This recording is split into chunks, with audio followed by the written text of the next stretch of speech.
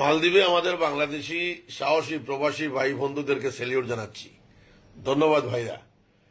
আপনারা মালদ্বীপে বাংলাদেশির সংখ্যা কম, কিন্তু বাংলাদেশির সংখ্যায় যারা বেশি সৌদি আরব, মালয়েশিয়া এবং দুবাইতে, তারা যেটা করতে পারে নাই আপনারা সেটা দেখিয়ে দিয়েছেন।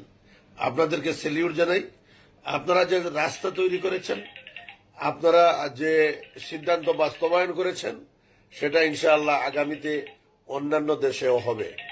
বিষয়টা ছিল যে মালদ্বীপের কিছু প্রবাসীদের লাশ ইউএস বাংলা বহন করতে চায় নাই। সাথে সাথে মালদ্বীপ প্রবাসীরা একত্রিত হয়ে তারা টিকটক, ফেসবুক, ইউটিউব এবং বিভিন্ন সংগঠন মিলে তারা ইউএস বাংলা বয়কট করার ঘোষণা দিয়েছিল। রাত্রেই ইউএস বাংলা রাজি হয়েছে এই লাশগুলা বাংলাদেশে পাঠাবে। এখন বিমানের পালা, দেখি